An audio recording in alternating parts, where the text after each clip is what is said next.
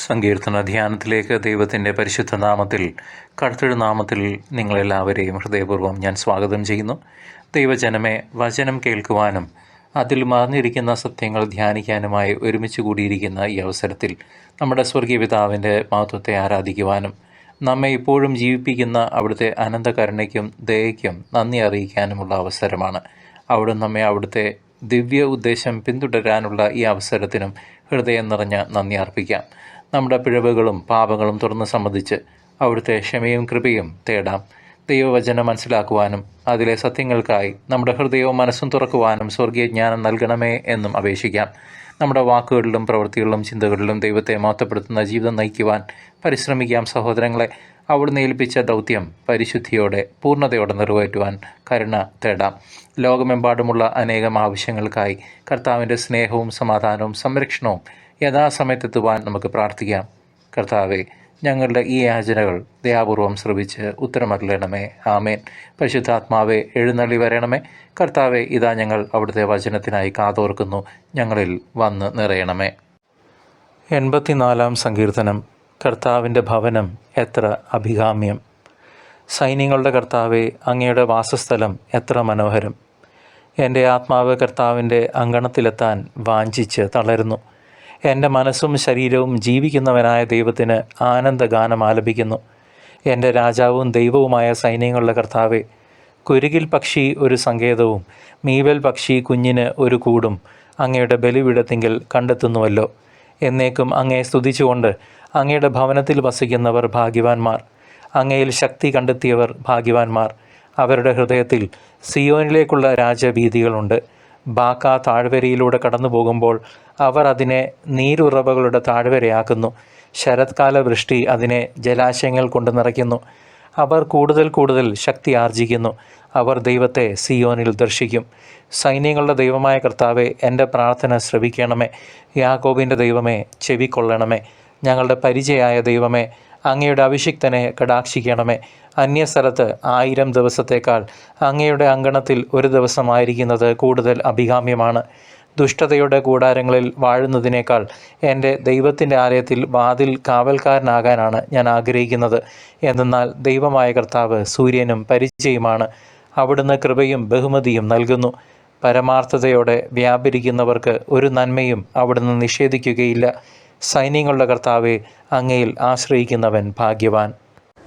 ദൈവജനമേ, സങ്കീർത്തനം 84 അധ്യായത്തിൻ്റെ ആഴങ്ങളിലേക്ക് നാം ഇറങ്ങിച്ചെല്ലുമ്പോൾ ദൈവത്തിൻ്റെ ഭവനത്തോടുള്ള ഒരു തീവ്രമായ ആഗ്രഹം നമ്മുടെ ഹൃദയത്തിൽ അലയടിക്കുന്നു. സൈന്യങ്ങളുടെ യഹോവേ, അവിടുത്തെ വാസസ്ഥലം എത്ര മനോഹരം. സങ്കീർത്തനം 84:1. സങ്കീർത്തകൻ്റെ ഹൃദയം ദൈവത്തിൻ്റെ പ്രാകാരങ്ങളെ കുതിക്കുന്നു.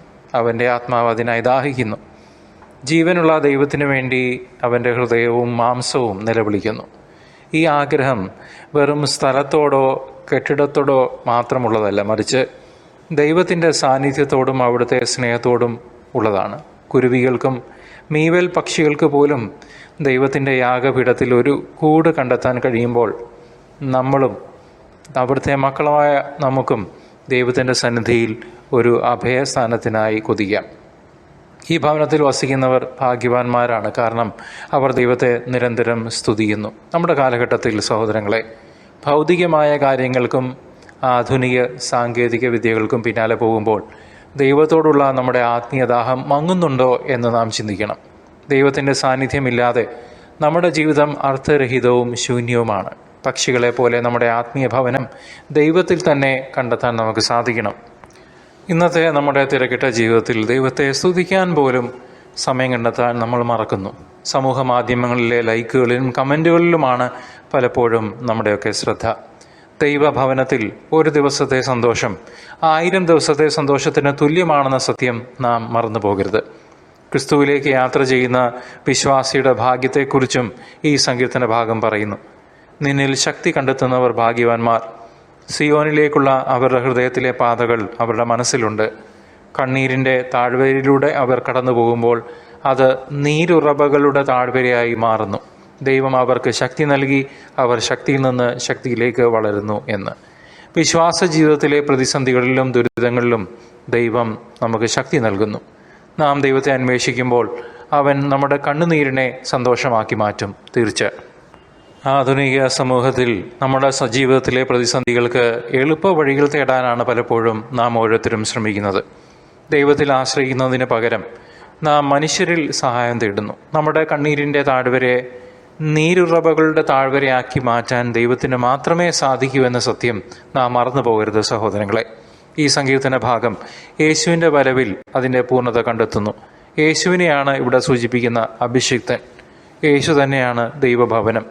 അവിടുന്ന് നമ്മെ ദൈവത്തിൻ്റെ സന്നിധിയിലേക്ക് നയിക്കുന്നു. 14-ാം അധ്യായം യോഹന്നാൻ്റെ സുവിശേഷത്തിൻ്റെ 6-ാം വാക്യത്തിൽ കർത്താവ് പറഞ്ഞു, ഞാനാണ് വഴിയും സത്യവും ജീവനും. കണ്ണീരിൻ്റെ താഴ്വരയിലൂടെ യാത്ര ചെയ്ത യേശു കുരിശുമരണത്തിലൂടെ നമ്മുടെ പാപങ്ങളെ കഴുകിക്കളഞ്ഞു. കർത്താവിനെ അനുഗമിക്കുന്നവർക്ക് ശക്തിയിൽ നിന്ന് ശക്തിയിലേക്ക് വളരാൻ കഴിയും. അവിടുന്ന് നമുക്ക് കൃപയും മഹത്വവും നൽകുന്നു. യേശുവിൻ്റെ പഠിപ്പിക്കലുകളും അനുശാസനകളും നാം അവഗണിക്കരുത് സഹോദരങ്ങളെ. നമ്മുടെ ജീവിതത്തിൽ യേശുവിനെ കേന്ദ്രബിന്ദുവാക്കി നാം മാറ്റണം. കർത്താവിൻ്റെ സ്നേഹവും കരുണയും മറ്റുള്ളവരിലേക്ക് പങ്കുവയ്ക്കുവാനും നാം ശ്രമിക്കണം. നാം ഓരോരുത്തരും കർത്താവിൻ്റെ ശിഷ്യന്മാരാകാൻ ശ്രമിച്ചുകൊണ്ടേയിരിക്കണം. നമ്മുടെ കർത്താവിൻ്റെ 2-ാം വരവിനായി നാം ഒരുങ്ങുന്ന ഈ കാലഘട്ടത്തിൽ ഈ സങ്കീർത്തന ഭാഗത്തിലെ നല്ല പാഠങ്ങൾ നമ്മുടെ ജീവിതത്തിൽ പ്രായോഗികമാക്കാം. ദൈവത്തിൻ്റെ ഭവനത്തിനായി നാം തീവ്രമായി ആഗ്രഹിക്കണം. ദേവാലയത്തിൽ ഒരു ദിവസം ചെലവഴിക്കുന്നത് മറ്റെവിടെയും 1000 ദിവസം ചെലവഴിക്കുന്നതിനേക്കാൾ നല്ലതാണ്. ദൈവത്തിൻ്റെ സന്നിധിയിൽ ആയിരിക്കാൻ നാം ആഗ്രഹിക്കണം. നമ്മുടെ പാപങ്ങളെക്കുറിച്ച് നാം ഖേദിക്കുകയും ദൈവത്തിലേക്ക് തിരികെയും വേണം. പശ്ചാത്താപ വിവശരായി അവിടെ നമ്മെ ഒരിക്കലും ഉപേക്ഷിക്കുകയില്ല. പാപങ്ങൾ ചെയ്തതിന് ശേഷം നാം നിരാശരാകാൻ സാധ്യതയുണ്ട്. കുറ്റബോധം നമ്മെ വേട്ടയാടുവാൻ സാധ്യതയുണ്ട്. അത് സാത്താൻ്റെ പണിയാണ്.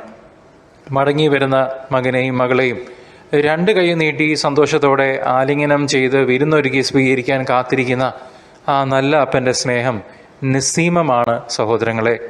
അസൂയാലുവായ സാത്താനും അതറിയാം. നാം ദൈവത്തിൻ്റെ കാരുണ്യത്തിൽ ഉറച്ചു വിശ്വസിക്കണം. നമ്മുടെ പാപങ്ങളെക്കുറിച്ച് ഏറ്റുപറയുകയും അനുതപിക്കുകയും ചെയ്താൽ ദൈവം നമ്മെ ക്ഷമിക്കും, നമ്മോട് ക്ഷമിക്കും. നാം വീണ്ടും പാപത്തിൽ വീഴാതെ ജീവിക്കണം എന്ന് മാത്രം. അതാണ് താക്കീത്. കർത്താവ് ഭൂമിയിലായിരിക്കുന്ന സമയത്ത് സുഖപ്പെടുത്തുന്ന വേളയിൽ പലരോടുമായി പലപ്പോഴും പറഞ്ഞു, നീ വീണ്ടും പാപം ചെയ്യരുത്. ഇത് വീണ്ടും സംഭവിക്കാതിരിക്കാൻ നീ പാപം ചെയ്യരുത്. അതൊരു താക്കീതാണ്. ആ താക്കീത് നമ്മോടുള്ള താക്കീതാണ്. അത് ആത്മാർത്ഥമായ പരിശ്രമം കൊണ്ട് മാത്രമേ സാധിക്കുകയുള്ളൂ. സഹോദരങ്ങളെ, നമ്മുടെ കർത്താവിൻ്റെ 2-ാം വരവിനായി നാം ഒരുങ്ങിയിരിക്കണം. ഒരു കവാടം കാക്കുന്നവരെ പോലെ നാം ദൈവത്തിനായി കാത്തിരിക്കണം. നാം ദൈവത്തെ സ്നേഹിക്കുകയും മറ്റുള്ളവരെ സ്നേഹിക്കുകയും ചെയ്യണം. ക്രിസ്തു സാക്ഷികളായി മാറണം. നമ്മുടെ ജീവിതം ദൈവത്തിൻ്റെ ഭവനമായി മാറ്റാൻ നാം അനുദിനം പരിശ്രമിക്കണം. കർത്താവ് വരുമ്പോൾ നാം അവരോടുകൂടെ കർത്താവിൻ്റെ സന്നിധിയിൽ സ്വർഗരാജ്യത്തിൽ ആയിരിക്കും ഉറപ്പ്. എൻ്റെ ജീവിതം ദൈവത്തിനായി ഒരു ഭവനമാക്കി മാറ്റാൻ ഇന്ന് ഞാൻ എന്തു ചെയ്യണം? സഹോദരങ്ങളെ, നമ്മുടെ ഹൃദയം ദൈവത്തിനായി തുറന്നു കൊടുക്കാൻ നാം തയ്യാറാകണം. കർത്താവിൻ്റെ വരവിനായി കാത്തിരിക്കുമ്പോൾ നമ്മുടെ ജീവിതം ദൈവത്തെ പ്രീതിപ്പെടുത്തുന്നതായി മാറ്റാം. തിരിച്ചറിയാം, തിരുത്താം, മടങ്ങി വരാം ഇന്ന് തന്നെ നമ്മുടെ സ്വർഗസ്ഥനായ അപ്പൻ്റെ അടുത്തേക്ക്. കർത്താവെ, ഇന്ന് ഞങ്ങൾക്കായി ഒരുക്കിയ വചനത്തിനും അതിലൂടെ നൽകിയ ആഴമുള്ള ബോധ്യത്തിനും അടിയങ്ങൾ ഹൃദയം നിറഞ്ഞ നന്ദി പറയുന്നു. ഈ ധ്യാന സമയത്തിനായി കർത്താവെ ഞങ്ങളെ സ്തുതിക്കുന്നു, ആരാധിക്കുന്നു. പരിശുദ്ധാത്മാവെ, ദിവ്യദാനങ്ങളാൽ ഞങ്ങളെ സമ്പന്നരാക്കണമേ. ദൈവവചനത്തിന് അനുസരിച്ച് വിശുദ്ധവും കർത്താവിന് പ്രസാദകരവുമായ ജീവിതം നയിക്കുവാൻ ഞങ്ങൾക്ക് ശക്തിയും ധൈര്യവും നൽകണമേ. പിതാവെ, ഞങ്ങൾക്ക് ലഭിച്ച ഈ ജീവനും അനുഗ്രഹങ്ങൾക്കും സംരക്ഷണത്തിനും ഞങ്ങളുടെ കുടുംബത്തിനും കർത്താവെ നന്ദി പറയുന്നു. ഞങ്ങളുടെ പ്രാർത്ഥനകൾ ദയാപൂർവം ശ്രവിച്ച് ഞങ്ങളുടെ യാചനകൾക്ക് ഉത്തരം അരുളണമേ. കർത്താവെ, അങ്ങയുടെ മഹിമയുള്ള 2-ാം വരവിനായി കാത്തിരിക്കുന്ന ഈ നിമിഷങ്ങളിൽ, ഈ കാലഘട്ടത്തിൽ ഞങ്ങളുടെ ശരീരവും മനസ്സും ആത്മാവും അങ്ങയുടെ പരിശുദ്ധ ഇഷ്ടത്തിനനുസരിച്ച് രൂപപ്പെടുവാൻ ഞങ്ങളെ ഒരുക്കണമേ. ഞങ്ങളെയും ചുറ്റുമുള്ളവരെയും അങ്ങയുടെ കൃപയാൽ നിറച്ച് അങ്ങയുടെ സ്നേഹത്തിൻ്റെയും നീതിയുടെയും ജീവസാക്ഷികളായി, സത്യസാക്ഷികളായി ഞങ്ങളെ മാറ്റണമേ. യേശുക്രിസ്തുവിൻ്റെ മഹത്വമുള്ള നാമത്തിൽ പിതാവെ ഞങ്ങൾ അപേക്ഷിക്കുന്നു. ഞങ്ങളുടെ യാചനകൾ കേട്ടറിയണമേ. ആമേൻ. പ്രിയ സഹോദരങ്ങളെ, ക്രിസ്തുവിൻ്റെ സ്നേഹം അറിയാത്ത ഒരാൾക്കെങ്കിലും ഈ വചന ധ്യാനം പങ്കുവയ്ക്കുമല്ലോ. ദൈവം നിങ്ങളെ സമൃദ്ധമായി അനുഗ്രഹിക്കട്ടെ.